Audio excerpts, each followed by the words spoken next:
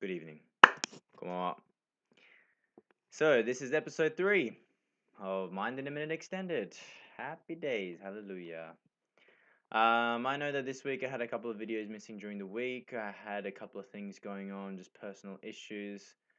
The gap in videos is almost an explanation of itself as to things having its ups and downs. And look, I wanted to be as dedicated as possible, make a video every single day, but I just had no idea what to say, as I said, I was going through my own sort of personal trials and tribulations, and when I'm in those modes, I find it really difficult to say stuff, like to speak to camera and talk about things because, the path of self-development and those are the thoughts that go through my mind every single day, but I can't speak of those things if I am not living it, like if I'm not 100% living it, then it's difficult for me to put that into words. But, you know, ebbs and flows of life, ebbs and flows of life, always there. Now, I just wanted to clarify why I do these videos or why I do anything in life. I enjoy life. I love life, all that it has to offer. The challenges, the hard times, the good times, they all balance itself out. But to be here on planet Earth as a human being right now, there's an acknowledgement that it is challenging, it is very difficult. We have been given this awareness of self-awareness that there is this, secondary attention that we have on not just living life and being in the processes of life like other animals do, but we are observing life and we are contemplating life and trying to figure out what's happening in life, and we see ourselves participating in life and we start thinking, well, what am I doing? What's happening here? Why am I in life? What am I here to do? These great existential questions that have been asked for since the dawn of time, really, since the dawn of awareness. I'm sure it has been there of why are we here, hence why there's so many religions and people applying themselves to, you know, living a life for God or to the sciences or to the arts or whatever, We're all trying to find meaning within this place. And for me, I guess, not that I say I found meaning, but I have, you know. I have found my own meaning as to why life continues. And maybe that's just my understanding of it all. Maybe it's just me figuring out and having my own realizations, and I've noticed more and more that things change. And do you know what was actually the catalyst of me really finding that acknowledgement of that things change, and I'm so dedicated to that moment, yet the inevitability of change was when I was looking at photos of me going through all my years of life, and every single time I had an attire, right? I was in my own fashion statement at the time. Like in primary school, end of primary school, rocking 3/4 pants, rocking 3/4 pants and like Hawaiian shirt. I thought it was the coolest thing. I thought I was the coolest kid around. I thought I looked 110%.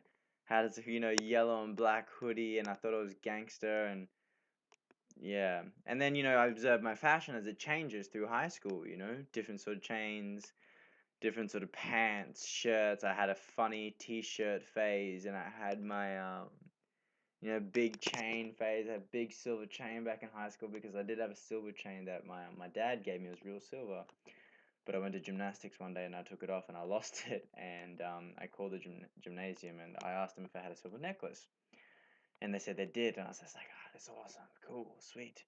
And then I went to the gym because I didn't freak out about dad, knowing that I lost his necklace that he gave me. But then I go to the gym and it's a big, a bit more chunky chain. He's like, Tim, which was my gym coach at the time, he's like, hey, Kenji, is this yours? And I was like, it's not my necklace, man. And he's like, but do you want it? And I was like, yes, I do. I do want it. And hence then I was rocking big silver necklace. I thought it was pretty gangster. And then, move on from high school, fluoros, Jesus, fluoros, white pants, and then, going on to all these sort of fashion statements. But every single time, each moment, I was 100% thinking I was looking the coolest. And this is that sort of momentary conviction that we have, that we are convinced that in this current moment, this is totality. you know, that this is totality at its finest, and it will never change, you know. We get older, we start to learn these things that change is inevitable, you know, change happens. But until the realization comes, and in our ignorance, we're thinking this is totality, you know, and we are not observing the change that's happening in the life around us. So it's kind of funny to look at your own life and see where are the cues, or if you can notice what are the catalysts that are going to help you to come to realization of these great truths, you know? Because the great truths and the principles are always ever present, you know, they're everywhere around us, like the smoke that's flowing around in the room right now, you know, like this is accordance with all the physics of the universe. You know, nothing is created outside of the physics of the universe. Hence, you see cars on the road. They are in a certain design. They have four, you know, some have three wheels, motorbikes have two wheels. You don't really see too many one-wheel motorbikes. They have created them, but you know, it's two wheels, four wheels, a very foundational basis. The way the cars are designed, aerodynamic, because of the way that air flows. So everything is designed within the principles. So by observing our day to day, just having more attention in our day to day and seeing what's happening, and man-made creations can throw us a little bit. But if you're observing nature, and even me, you know, like I had times when I was a kid, I'd spend time in nature, but I didn't even know if I enjoyed it. I didn't know if I liked it. I sat in a tree. I remember when I sat in a tree and I lay in the tree, looking up to the sky, looking at the sky through the leaves. I was there thinking, not like, damn, this is peaceful. I was thinking, this is what you do, right? This is what you're meant to do. Spend time in nature, spend time in trees. You know, I was confused. Somehow nature had this pull for me, you know, but I didn't really spend too much time in nature, you know. I wasn't a bush kid, you know, I wasn't out there getting active all the time, and yet there was, and now more so a draw. And you know, you spend more time out there, especially you start working, living life, and then you have those moments of appreciation when you can go out to nature and it's steady. And I was thinking about this as well. I made a note of it, of how our life, the life of humankind, is at a very, very fast pace at the moment, extremely fast. It's going so quick. Um, and this is why it's hard to stay present at times, you know, because we're challenged with the happenings all around us. You go to the city or just observing people around you, you know. If you're in nature, if you go out for a bushwalk, you go hang out, unless you're doing like extreme sports, you know, hardcore mountain biking or like sprinting through sometimes, which I do as well. But then even then, you take rest. And when you take rest, you see the world and its power of consistency that it kind of has, you know. It's hard to describe what nature does, you know. It's not a thing that words can ever 100% articulate. All truths are but half truths because words can only paint the half a picture. But the experiential nature of nature is profound. And I guess that's that, you know, you go back to your roots. You go back to your fundamentals by getting in touch with nature. And you get to see these things, you know, the laws of physics, the principles of creation, as I was saying before, the day-to-day life awareness are there, you know, and you can see it in our interactions of human beings as well. You know, we having conversations. There is a start, middle, and end to these things. You know, like was it a clean start? Was it a good middle? Was it a clean end? These are things that I'm attentive of when I'm having relationships with people, or if I'm having conversations with people. And it's sort of the same in regards to nature's having the seed, the growth, the death. You know, fundamental principles. Just being aware of fundamental principles that are always ever present around us. You know, things fall, things rise, things go side to side, but there seems to be a center in all things. You know, there seems to be a backbone to, or a heart to a lot of things. Everything has its source, has its fuel, has its trigger. You know, lighter fluid. The heart of the lighter fluid would be the lighter fluid. So the lighter has got lighter fluid is the heart of all things. You know, it's also got the flint inside. The blade, the heart of, you know, what's the heart of the blade? Is the blade itself, you know. Currently, the heart of our technology, what's the heart of it is energy, you know. So there's a principle of centeredness, you know. The salt lamp has the heart of it is the bulb, the light. With it not, it would just be blocked up salt. It wouldn't be the salt lamp. With the bottle, the emptiness is the heart of the bottle. The shape itself, but the space inside the bottle gives it that essence. So these are the principles that you can take anywhere to understanding the world around you and helping it incorporate. Now, this is going back to my original point of why I do all that I do, is living this life, but to end suffering, right? This was the question of the Buddha. He stepped forth into the world to figure out the cause of human suffering, and he found it. He found it in attachment, in our attachment to things. And we're not just talking about material things, we're talking about attachment to ideas, to our understandings of reality, Like I was saying before, the fashion that we believe in that moment.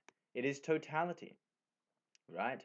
Without really being able to see the bigger picture that it's going to shift, it's going to change. And if it's totality, then you're hanging on to it so deeply and you fight for it, you cry. There's sadness, happiness, loss, anguish, grieving, pain, because you think this is the only thing that you'll ever have in that moment, and it's lost. Whether it be a thing, a jewel that you lost. My mother gave me a earring one day with white gold and gold, and I lost it. Look, I went for a swim and it just came. I forgot I had it in, then it came off. Now it's sad. Yeah, it's sad that things fall away in our lives, but understanding the principles, and it's hard. You have to breathe with the information. So nothing, things arise and things pass away. And yeah, you got to be mindful of your stuff, Be a bit more attentive to what's happening to your world, what you're connected to, what you have. But, by having the understanding, right? Look, it's a thing in the end. Yes, I'm very sad because the attachment was deeper because the thing was from my mother, right? Just like the necklace, I didn't tell my dad about the necklace for a very long time because the attachment was that it was a thing given to me by my father, the thing given to me by my mother.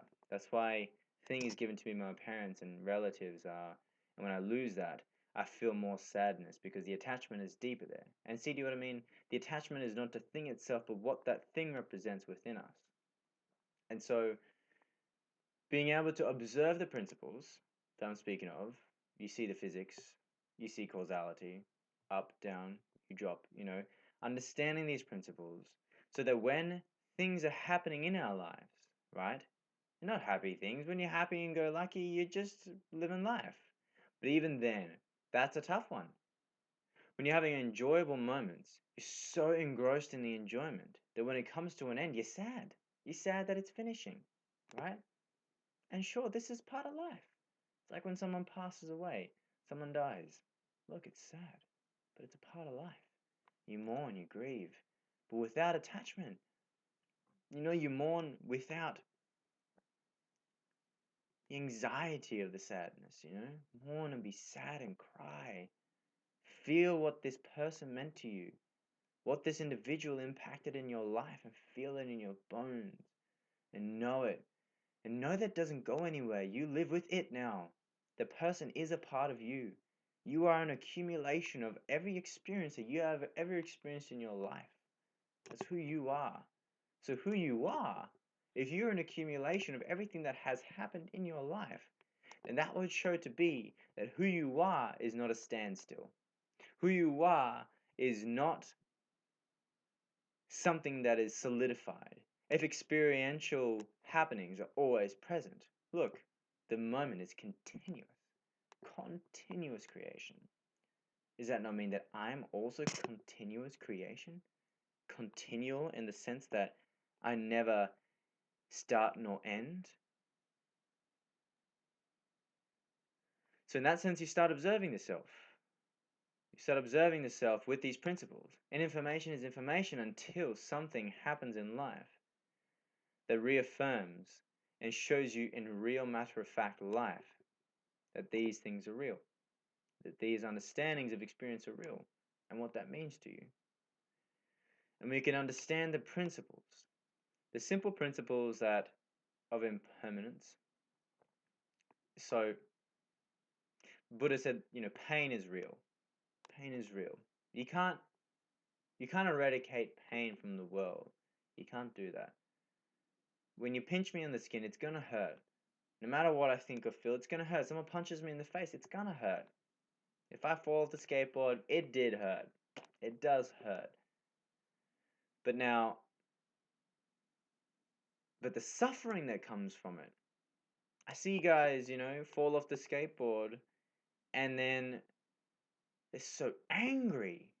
They're so angry that they didn't make the trick. They're so angry and disappointed in themselves that they're not who they want to be. They have an idea that they're a person that can do the trick, right?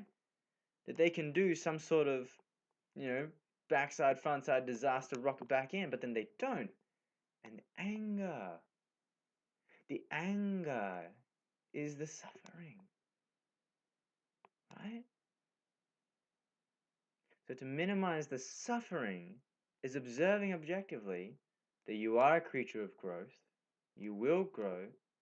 And this is one of the points I was speaking about before about, you know, how I used to be a three-quarter guy. I used to be not so dedicated in my things, but now I'm learning to break through barriers. And the more that you break through barriers and you commit to yourself and you trust who you are, right? Then each time you fail, you're guaranteed to fail. If you attempt something, you're going to fail. And even if you get it the first time, right, doesn't mean you're going to get it the second time. You continuously practice until you know that you can do it a million times. And that's a professional, is when they can pull it out because they have done it a million times. But it's the same thing of minimizing suffering in your life. You have to put it to practice. The understandings have to be put into practice when you are living the experience of pain and suffering. Know that nothing lasts forever. Impermanence is a fact of life. All things arise and all things pass away. So the Buddha acknowledged that pain is real. Then he went into the root causes of pain, which is a whole nother topic in itself.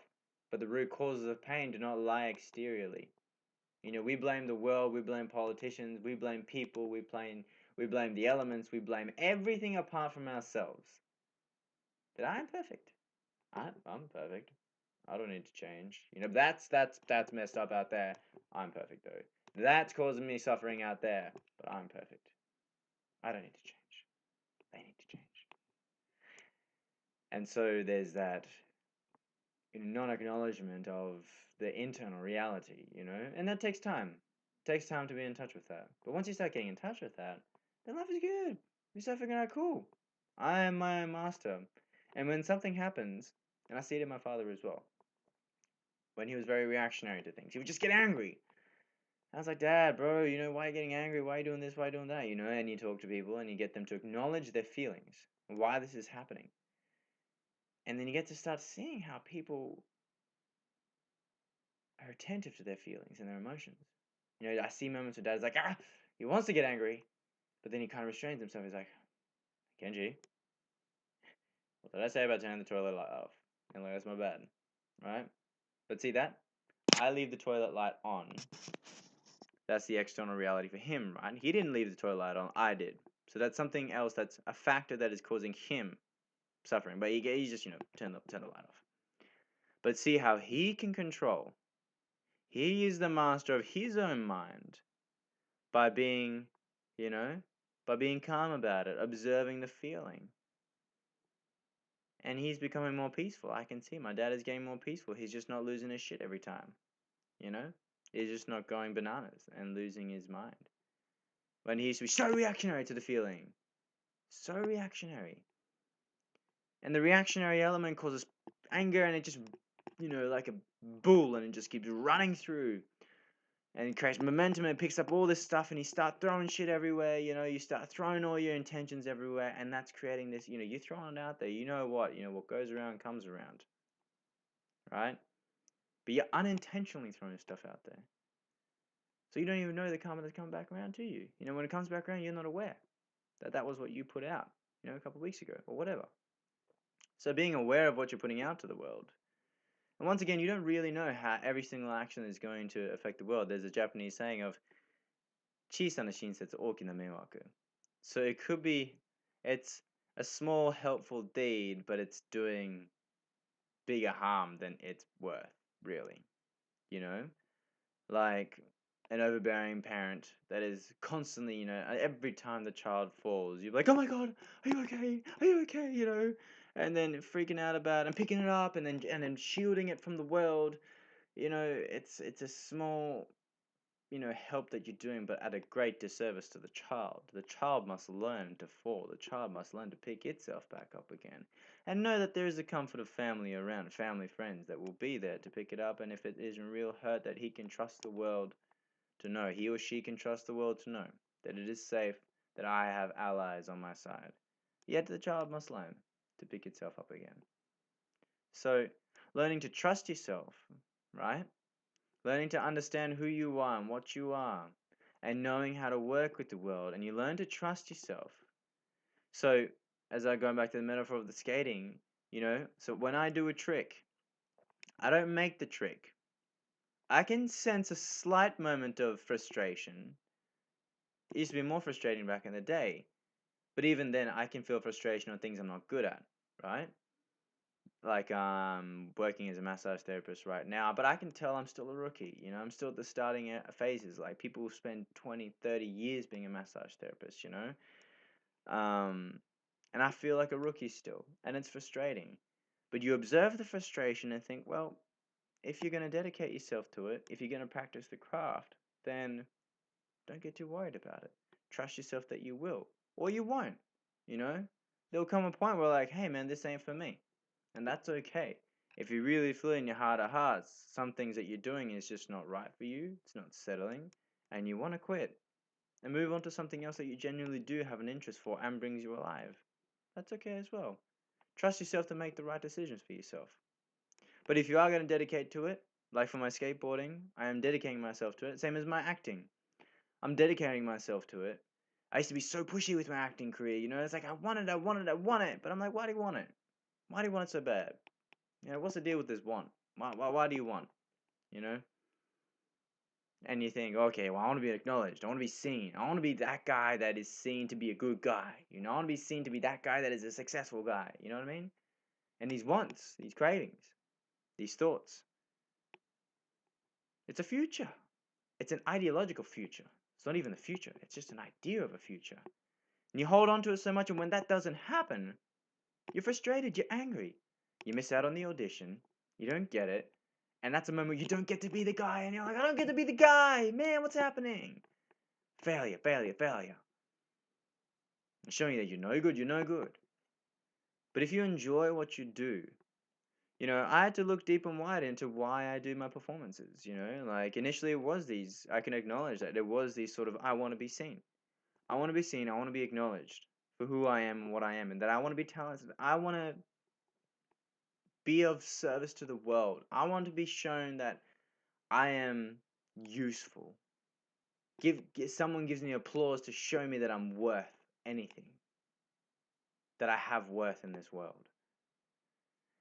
And there's still that deep down within me, but I'm building my worth now, I'm not getting others to validate something within me. The validation, if If the pain and suffering can be managed within self, then the validation can come from within. Everything can come from within. You can supply yourself with your own fire, with your own heat, and everyone else around you should be a plus in your life. Having a good relationship, having a good family. Look, I'm blessed to have a good family, but I'm not saying I'm always 100% with my family, but that's not the point. They live their lives. All the sort of information I'm talking about here, they're not always here to talk about that. They don't really understand it. And it's sad a little bit for me to not have family that can't understand this sort of stuff, but it doesn't matter. It's not for them. This life is for me. I must acknowledge myself. And when you trust yourself and you're working towards your goals and your dreams, then there is a healthy relationship with self, which is one of the videos I was talking about earlier in the week. Creating a healthy relationship with yourself in the works that you are going to do. And that minimizes the suffering because you have trust. So finally finishing that skating metaphor is when I do a trick now, or when I'm acting, I'm applying for work now. I'm not frustrated so much. Sure, I want the job, But I know that this will be a lifelong dedication. It's going to be something I'm going to do for the rest of my life, you know, until a day comes where this feeling within me is changed. Because when that changes, I can't help the change. But until then, I will work, I will dedicate, I will continue along the path because it means something to me. And see that? See how that can put me at ease? Now, there's doubt in my mind, at the back of my mind, so will you commit? You know, will you commit to the work that needs to be done? And that's a very valid question. And you got to answer to yourself, yes, I do, but not in words. You got to show yourself every day. Put yourself at the desk. Put yourself on the stage. Put myself in the skate park. Show myself that I will do. Because the body can't really understand words. It only knows action. And it can only see action. And it speaks in language of movement, of truth and reality. The body is in truth, is in reality every single moment, even though you may deny it. This is in reality, living and dying, growing and deteriorating. And that's the truth. That's truth. No matter how much you may want to deny it, your body is in touch with reality. You may not be in touch with reality, but your body is, right? So that's why you can return to reality by returning to your body, return to yourself. People ever say to you, come back to your senses, pull your attention back. You're away, you're somewhere else. You're either in the past, you're thinking about things that didn't go well today in the meeting. You're in the future. What should I do for dinner? What should I do for this? Which is, fine to think about it. Or you're in like 3 months in the future. Where am I going to be? Am I going to be able to have that holiday? And am I going to be able to save up 10 years' time to buy a home and put a deposit down for a home? Am I going to be able to do that? These doubts creeping into our minds every single day, doubting ourselves, anxiety, depression, anxiety, depression. Where's the middle ground? Where are you here and now? So the acknowledgement of all this information and understanding helps self to minimize the suffering to a point, hopefully for me as well, to end suffering. Right? Incarnations and all that. I'm not thinking about that right now. To end suffering in the self, because that's what I'm looking for. Be the change you want to see in the world. I want to see suffering end in the world. Now, just because suffering ends doesn't mean that we can't develop as humanity. Man, we could be happy as Larry, and doesn't mean life isn't tough, right? Does not mean that life is not tough. It just means that when tough comes at you, you can handle it. You have a mind and a body capable of handling it because you've been handling yourself. So challenges are always going to be there. The pressure is always going to be there. It's not like gravitation stops. It's not like getting out of the bed in the morning isn't difficult. It always, look, some mornings it's easy to get out of bed. Some mornings it's hard to get out of bed. But gravitation is there nonetheless. It's always here to challenge you. You need to stand up straight. You got to work towards it. There's always going to be that. And life is that. But the suffering is like, putting fuel into your car and then worrying about it, worrying about burning fuel while you drive. I'm like, man, you gotta drive. Fuel's expensive, I get it, but you gotta drive if you're driving. Just acknowledge what you gotta do, what you gotta use, what money you gotta spend to it. Just acknowledge it. Just put it into what you do in life and the part of life that is you right now. Don't get so caught up on it. Don't get so. And this is everything I say to myself, man. I'm just saying everything that I say to myself out to you again right now. I'm just sharing everything that's going on inside of me. Because I'm a thinker. I'm a thinker inside of my brain way too much, and I do everything that I can to come back to body because it's tough. It's tough for me to get out of my head.